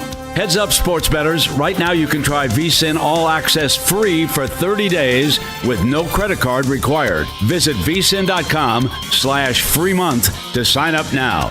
Major League Baseball, the Atlanta Braves at home taking on the Cincinnati Reds. Atlanta starting Charlie Morton, minus a run and a half, plus 103 on the run line, while the Reds are minus 123, getting a run and a half. On the money line, Cincinnati plus 157, Atlanta minus 170, the over-under run total sitting at 9. NBA, the Atlanta Hawks are on the road tonight taking on the Miami Heat. Atlanta a 2.5-point underdog on the road, plus 124 on the money line. Miami minus 146. The over-under tonight down in South Florida, 228.5. For vsin.com, I'm Tony Desiri, 97.7 ESPN The Zone. DQ presents. Picture this. You stand before the awe-inspiring new signature stack burger menu at DQ and your mouth wonders, where have you been all my life? That's 5 taste bud tempting cheeseburgers with 100% real seasoned beef. You peek at the loaded A1 stack burger with 2 premium sauces. Then the flamethrower stack burger with tongue-tingling jalapeno bacon. Then you realize moments like these are exactly why we have the DQ signature stack burger menu. DQ. Happy tastes good. Get it delivered at DQ.com. If you're an RVer or looking for a strategy to have $1 million lakefront lifestyle on Smith Lake, listen up for this April 9th opportunity. A beautiful private peninsula of Smith Lake has been designated for oversized RV lots. Otherwise, this same property would be home to lakefront mansions. Here are some details. You can own a direct on-the-lake and dockable RV lot that is wide, private, on prime lake frontage for just $99.9. Listen to this. It includes central water, sewer, a pad, dock rights, a clubhouse with swimming pool, showers, washers, and dryers for just $99.9.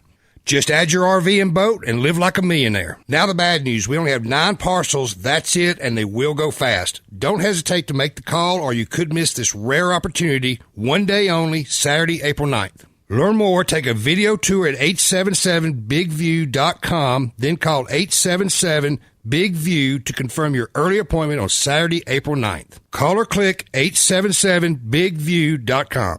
When I chose a garage door company, I did my homework. I needed Precision Overhead Garage Door Service. They have a 5-star Google rating. I checked their reviews and liked what their customers had to say. Precision Overhead Garage Door has lifetime warranty packages. Same-day service if I call before 2 p.m. If they can't make it the same day, my service call fee the next day is waived. They did a 25-point safety inspection on the door and operator. Now that's peace of mind. Residential, commercial, and gate services. Precision Overhead Garage Door Service. Call 256-400-4500.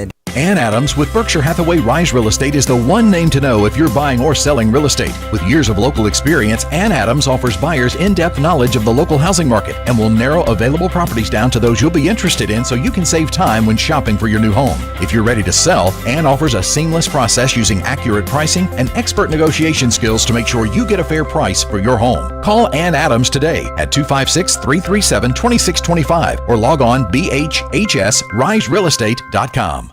The kitchen is the heart of any home. It's where the family gathers. It's where kids discover old recipes and make them their own. Just starting out or just now getting started on the dream kitchen you've always wanted?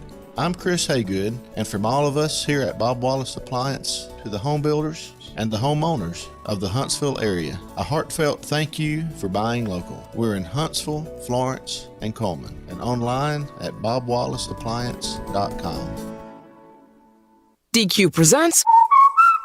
Picture this. You stand before the awe-inspiring new signature stack burger menu at DQ and your mouth wonders, where have you been all my life? That's 5 taste bud tempting cheeseburgers with 100% real seasoned beef. You peek at the loaded A1 stack burger with 2 premium sauces. Then the flamethrower stack burger with tongue-tingling jalapeno bacon. Then you realize moments like these are exactly why we have the DQ signature stack burger menu. DQ. Happy tastes good. Get it delivered at DQ.com. This is Wes Neighbors with Philip with Eagle Insulation, and we have an announcement to make. Yes, Wes, we are now Eagle Masonry and Insulation. We're still a place to call for your insulation needs, but now we offer masonry services. What kind of masonry projects can you handle? Wes, no job is too big, no job is too small. We can do renovations, new construction, outdoor fireplaces, fire pits, brick landscape borders. Well, when you came out to my house, you did both the insulation and masonry at the same time. You guys did rock for me, you did brick for me, and you insulated my house. That's usually done at the same time that you're building a house. Absolutely. It really capitalizes on two services you need at the same time, and you can get one company to handle both of those. Philip with Eagle Installation will come out, do your installation. He'll do your masonry. They do a great job. They guarantee your work. Check out more online at installatewitheagle.com and schedule your free examination today. 256-755-1556. Thanks, Wes. From the Alabama Crimson Tide to the Atlanta Braves, we are 97.7 ESPN The Zone.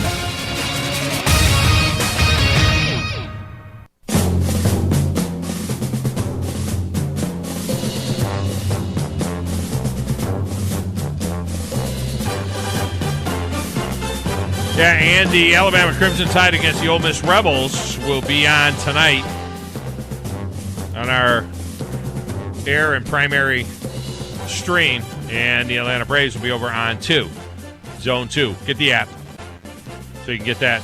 Check it out. Hopefully the Braves can right the season, get the win tonight, get back to 500. Got to get things turned around.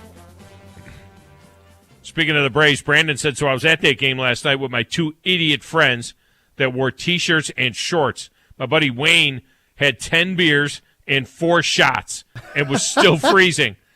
After Riley hit that 2-run bomb, we bolted. I was hoping to stay and snag souvenir cups, but we didn't make it. Oh, you're one of those guys. You're that guy that runs around and grabs everybody's souvenir cups. I see how you are. Are you that guy that walks around holding one cup and you have that tall, like 4 or 5, 6 foot high stack of cups, and you walk through the parking lot after the game and you have all the cups stacked on top of each other? Are you that guy, Brandon? We all know that guy who walks through the parking lot with the cups all stacked up. You can spend $10 on a soda, then. I mean, you might as well take it home. We got a winner, by the way, to our question. Who was the only SEC team to never have an all-SEC quarterback? South Carolina was the answer. South Carolina. I don't know how many of these we can get, but I want to give away another one. Let's give away another pair of tickets to opening day. All right, Auburn's A-Day game is tomorrow. Who was Auburn's last all-SEC quarterback? What Auburn quarterback was the last one to be all-SEC? Of course, we know Bryce Young last year, Alabama. Arkansas had one in 2011. Who was that? Tyler Wilson, that must have been. Kyle Trask for Florida, I would think. Let's see, what a Kentucky 2007. Not sure who that was. I know they had Tim Couch, but that would have been 98, 99.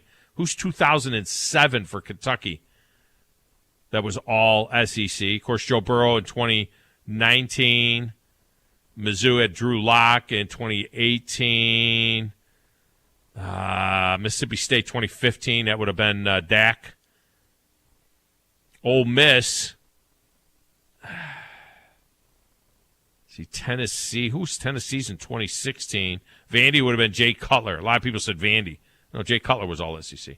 So who was Auburn's last all SEC quarterback? Now, speaking of Auburn, let's go to lines with Grumpy. Grumpy! Welcome in. How are you? Hey, pretty good. So you're giving away, what date is the game you're giving away? Tuesday night, opening night. Man, that's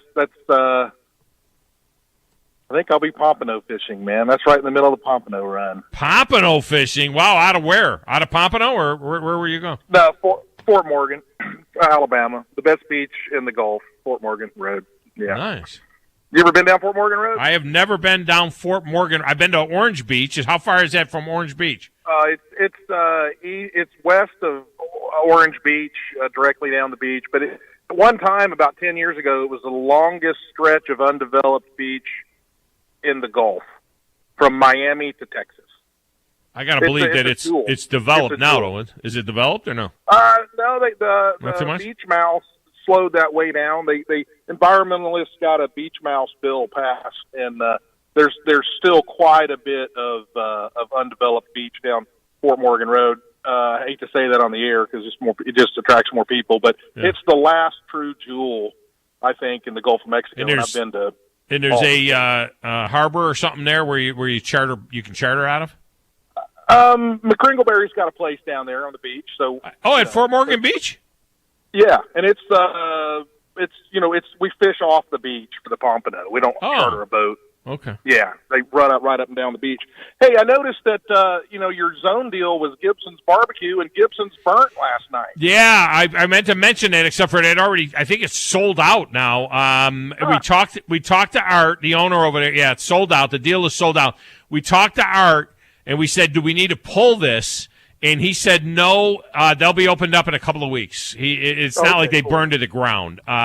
He said they'll be back open. In fact, they're going to do another zone deal in a few weeks to kind of welcome everybody back. But he said they're going to be back bigger and better than ever in just a few weeks, very, very short time, 2 to 3 weeks probably, and they'll be back opened up. Good deal. Hey, speaking of McCringleberry, in 1957 he was working for the FAA, and he got invited to play at Augusta National, and it was 1957. It was only his third round of golf ever. He played the first 9, decided it was too hot, and walked off and didn't play the back 9. Oh, my gosh. If you're only going to play 9 there, you play the back. Moulton told me that he's played Amen Corner a few times. I heard that on the air. That blew my mind. Now that he has actually teed it up and played Amen Corner after working for PGA Tour Radio when he was a young pup back in the mid-'90s. Yeah, that's awesome. Hey, 2 more questions. I'll let you go. On the pitch comm, if I was reading about it, and the pitcher, the catcher, they both are in contact with each other, and then there's actually 3 more players. Three players. Yeah. Okay. So if you were a coach, who would you give those speakers to in their ear? Which players? Second, short, and center field. That's what most will do. You got the middle infielders, so the middle infielders need to know what the pitch is, especially for double play and things like that and shading. And then the center fielder will communicate to the other 2 outfielders on either side of him. Yeah. Yeah, I was going to say there's going to be secondary signals at that time. Hey, and did you hear that Biden had to go to the hospital? No. Is this no? Why? He couldn't stop Putin. I couldn't stop. That's good. On that note. It's a mic drop right there.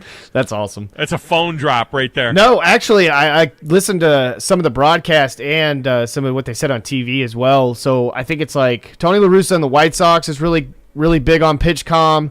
And what I heard on the radio broadcast, 15 teams are you going to use it? Yeah, and I heard on the radio broadcast last night with the Reds. Speaking of the Reds were like all on board as soon as they started talking about it. So they've been using it this entire time. So they're actually ready to go. They used it last night? I didn't notice that last night. Yeah, they're actually gonna. Yeah, no, they said that the only problem is like when you're looking, like that's going to be the issue with sign stealing there too. Is like when the guy looks at the thing and he hits the button, like, did he hit top right or top left? Like, because there's only like 8 buttons or 9 buttons or whatever. So it's like you can tell which side he's pushing. So I don't understand how there can only be that many, or does it flip up and then there's others inside? It might. They're going to have to do is do it like it's going to be crazy, man. Well, think about it. Just have the whole armband and say a number and color. think about how in the NFL the armbands you can open it up, right? And there's more underneath. Right. You would think if you open it up, you maybe could then disguise what it is that what button you're pushing. Right. But this is what I'm saying about that. You got up and in, right? You got middle in, you got lower in, you got upper outside, upper in. There's 6 spots that you want to hit. Nobody wants to hit. Well, maybe even just high. Whatever, high, middle, or whatever. You want to be outside the zone, up the ladder. So just in location, there's at least 6 just in location. Yeah. So now you've got fastball, curveball, slider, cutter, depending on how many pitch a guy is. A guy's a 2 or 3 pitch guy. Right. So you got to figure that you got to have the pitch and then the location. So there must be like at least 6 location buttons. Yeah. And then probably 3 pitch buttons or something like that. It's crazy. Or maybe they'll combine it where the guy will he'll touch the inside thigh or the outside thigh or something like. I don't know. It's like Simon Says. It's like Simon Says, where you hit 1, 2, 3, 4, and then hit it 1, 2, 3, 4, and then hit something again, and then just do it like in a rhythm. Like they're gonna hit multiple numbers, like 1, 7, 5, or like it's gonna be weird. I mean, but I listened to what they asked Snicker, and they said nobody wanted to do it, and so nobody on the Braves will be doing it this year. So they'll be sticking to, Well, it's gonna be interesting. It's gonna be trial and error. Seems like this year. with the Yankees, I forget which pitcher it is. One of the pitchers said he wanted to use it and he hoped to use it Sunday with his start on Sunday night against the Red Sox, which will be on the ESPN. And but I wonder if it's going to be pitcher by pitcher. Is it all or nothing? Like Right. this guy's using it, so now the catcher has to use two different things. Now he's got to use pitch count for one guy, and then another guy doesn't have it, and then the center fielder, this game, he has it into the earpiece and the two middle infielders or whatever, and then then the center fielder gets bored, and he's listening to Skinner. You know what I mean? Like in his earpiece, he's got like some music playing or something like that, and his head's just bopping and everything, and he's like, "Oh, I didn't even hear what the pitch is. I was listening to Skinner in my headphone."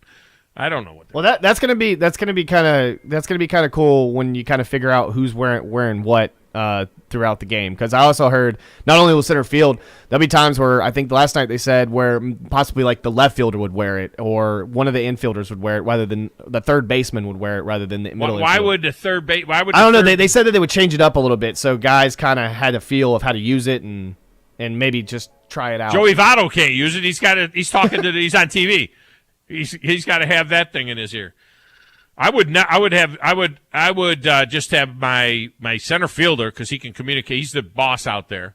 He will communicate with both, outfielders, corner outfielders, and then my two middle infielders. My two middle infielders need to have it. Yeah, they got to have it because they got to know for positioning. They got to know. My third baseman, just shut up. You know what I mean? All he's got to know is he's playing on the line or off the line. My first baseman is talking on the TV.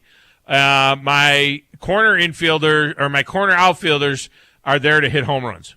You know what I mean? They got to be there to hit home runs. And see, like I I love the first baseman having the mic, but man, I don't know if I can really enjoy the outfielder having it because no, there wouldn't be anything to talk about out there.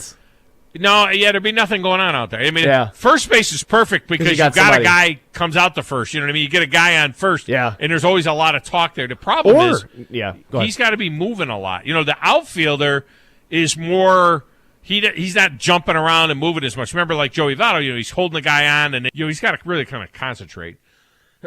It'll be interesting to see, who they get. I guess an outfielder would be cool just to have a conversation with him. Yeah. And then all of a sudden the ball gets hit to him and he's on the run, and he goes and catches it. Would be really and then they showed like a little clip, like a little 15-second clip of the guys just joking around or something like in between the game or during throw around. We need just more Nat sound. Yeah. That's what we need. We more Nat sound. All right, we have a poll. We have a question out there. I want to give away another pair of tickets to opening day for the Trash Pandas. And the question is, who was the last Auburn All-SEC quarterback? Okay? I've gotten two guesses so far in a text window, but you got to call in for this one. All right, 256-576-4977. Nick Marshall, wrong. Okay? Nick Marshall is wrong. Jason Campbell. I got a Sean White. I play my sounds, but I got the masters on over here. Something happened. My computer like crashed or something for some period of time. My desktop computer, it kind of just crashed, and then there you go. And then it came back, and now I don't know what it's doing. We got that. Oh, I'm sorry, I got that all wrong. Got that one for that guy. What'd the guy say? Jason Campbell. Really pathetic performance. No, that one's wrong. What else did he say? Nick Marshall? No. That's wrong. I'm not saying I don't know whether or not those guys were. The question is the last All-SEC player. The last one. All right. Let's go to break. When we come back, phone lines remain open. You want those tickets? You can snag those tickets. How do you watch the Auburn spring game? What are you looking for in the Auburn spring game? I'll try to tell you that next, right here on 97.7 ESPN, The Zone.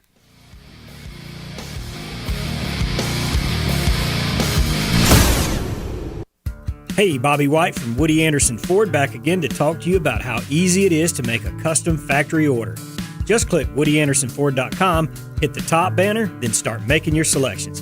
It's really simple, and you'll end up with the exact vehicle you want. Not only is there no extra charge to custom order, But at Woody Anderson Ford, we'll take 5% off MSRP on top of any additional factory rebates on the 2022 F-150, Bronco Sport, Explorer, Expedition, and Ranger. Another option for you is a certified pre-owned. We have over 100 Ford Blue Advantage certified pre-owned models to choose from. Our Ford Gold certified are low mileage, gently used with great warranties. They've passed a 175-point inspection by certified technicians and come with a 24-hour roadside assistance, plus a full tank of gas and a fresh oil change. Also, don't forget our service department is offering a free pickup and delivery when it's time for your next Ford service. Woody Anderson Ford, Jordan at Sparkman, hope to see you soon.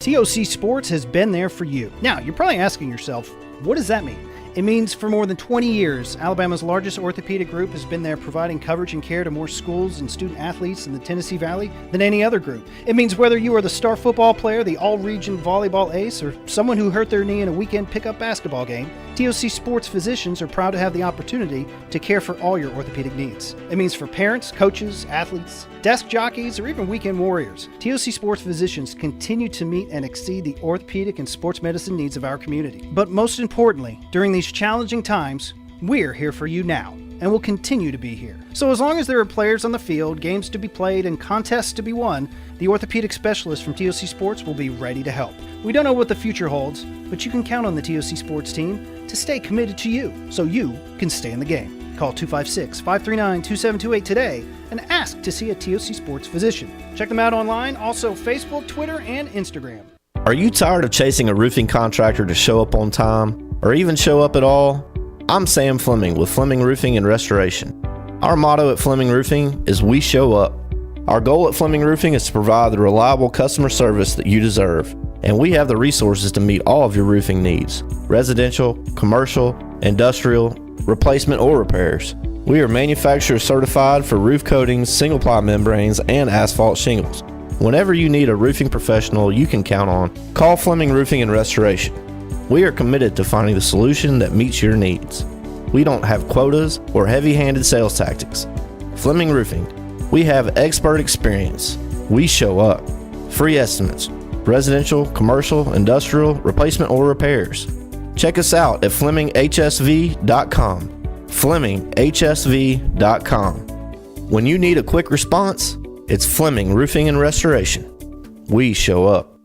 I love overpriced stuff. Avocados, designer t-shirts, artisanal water. That's why I get my internet from the other guys. Paying more for the same stuff. What could be better?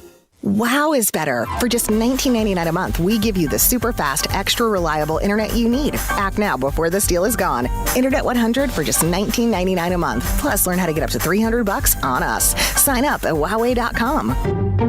Wow. Limited to new customers with auto pay and paperless billing. Equipment, taxes, and fees extra. Offer subject to change. Restrictions and terms apply. Thom Abraham here from my friend Brian Hamaker and his team at North Alabama Mortgage. Look, buying a home is the biggest purchase you will make in your life, and it can be a bit intimidating, so you want people that can help walk you through the mortgage process and get you the best deal possible. That's what North Alabama Mortgage does, and they do it in Alabama, Tennessee, and Florida, from first-time purchases to refis, conventional, VA, FHA, and USDA loans. They have the solution at North Alabama Mortgage. Visit NorthAlabamaMortgage.com to learn more. That's NorthAlabamaMortgage.com. At Gibson's Barbecue, they're celebrating 66 years in business. And to show you how much they appreciate you, every Monday and Tuesday through the end of April, they'd like to give you a free slice of pie with the purchase of any meat-topped potato, meat-topped salad, and lunch or dinner plate. A free slice of delicious Gibson's pie. 66 years of serving Huntsville the best breakfast around and best barbecue to ever cross your lips. Come help them celebrate their 66th anniversary at Gibson's Barbecue, 3319 South Parkway, a Huntsville tradition since 1956. From the Fox 54 Weather Center, I'm Chief Meteorologist Jordan Dressman. A mostly cloudy sky this afternoon. An isolated shower certainly can't be ruled out. Don't be canceling any Friday plans over it. Most of us at the end of the day probably going to be dry. It is going to be a cool afternoon across the Tennessee Valley. Temperatures only climbing into the mid-50s, dropping into the low and mid-30s as we head into the overnight. The folks in the higher elevations of northeast Alabama probably going to have to deal with a little bit of frost. Not much improvement as far as your Saturday is concerned. Saturday is going to be dry under a partly sunny sky. I'm Chief Meteorologist Jordan Dressman on your home for ESPN Radio 97.7 ESPN The Zone. Want to save some money? I can take money and I can make it into more money. Just check out our zone deals online at 977ESPN.com. We are 97.7 ESPN The Zone.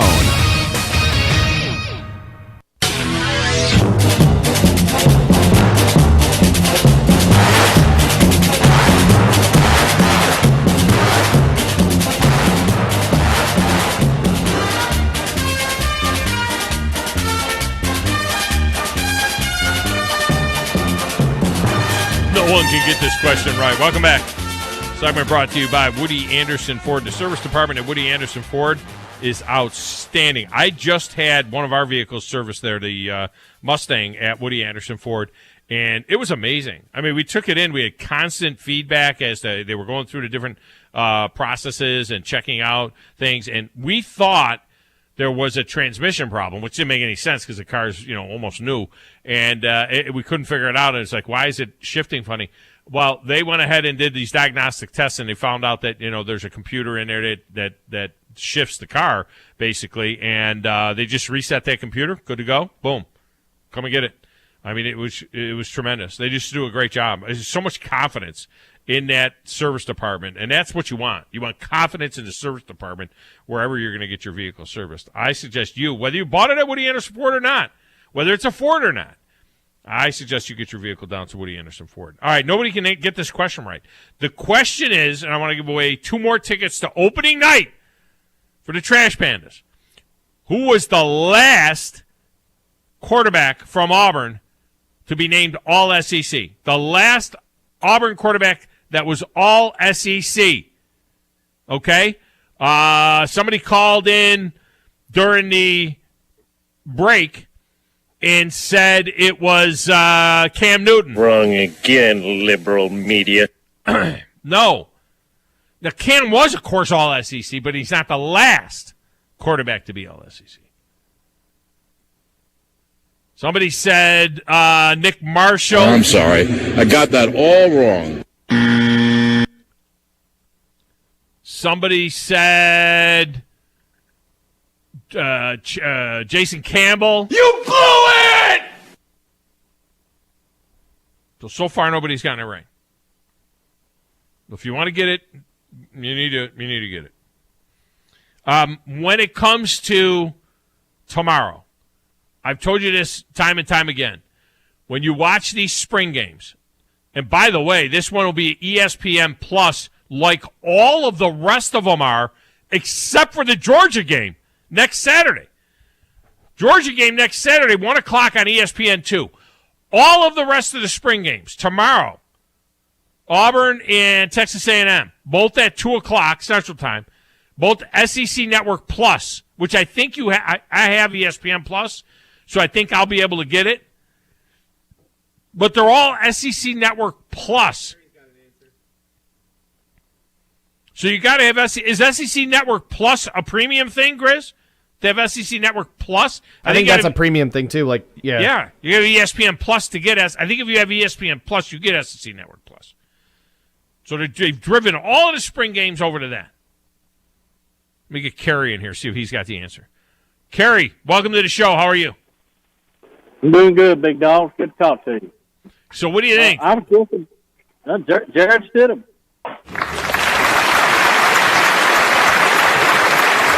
Oh, my goodness! Yes! Yeah, believe it or not, nobody would even think of it, right? Wait, what? Jared Stidham was 2017. Jared Stidham was all SEC in 2017. Yeah, I was thinking, you're knocking off all the guys, and I was like, they ain't nobody said Jared Stidham. I was just guessing. I'm a Bama fan, so I really didn't know. It took an Alabama fan to get this right. Jeez. That's great. How many tickets do you want, 2 or 4? Man, I'd like to get 4. All right, let me put you on hold, and we'll get you 4. That's a good job by you, man. Thank you, big dog. All right, Kerry. Put him on hold. I'm from Georgia, so I'm a double dog. I just won 4 tickets to the opening game of the... Put him on hold. We hear Grizzly's talking to somebody else.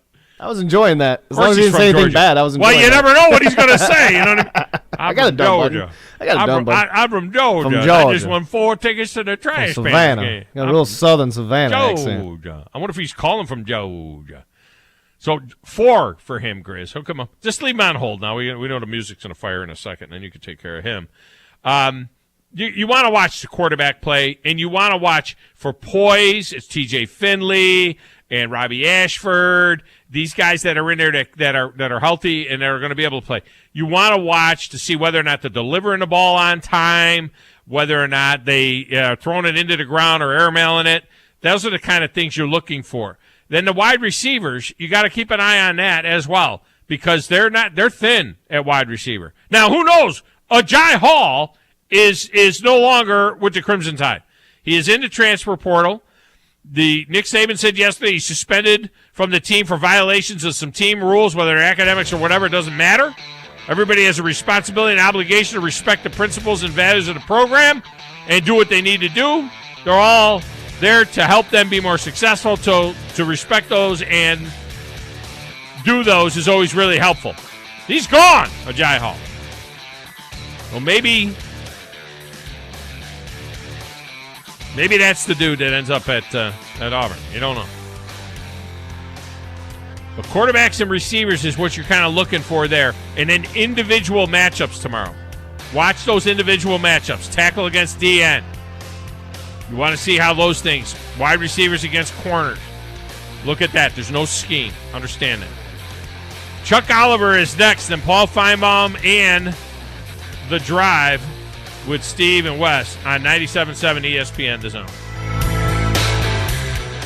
You've got to experience Toyotathon at Bill Penny Toyota. They've got the selection with over 700 new Toyotas to choose from. And they've got the extras with Bill Penny perks and a 10-year unlimited warranty. So get on over to Bill Penny Toyota today and experience Toyotathon. Bill Penny Toyota in Huntsville and online at BillPennyToyota.com. Bill Penny's Toyota 10-year unlimited warranty is valid through the 10th year of ownership. Valid on new vehicles only. See dealer for details. This is Wes Neighbors talking to Chris Haygood of Bob Wallace Appliance. Chris, what sets you apart from other appliance dealerships? Wes, these appliances are going into the most used room in your house, your kitchen. The way we have these appliances displayed,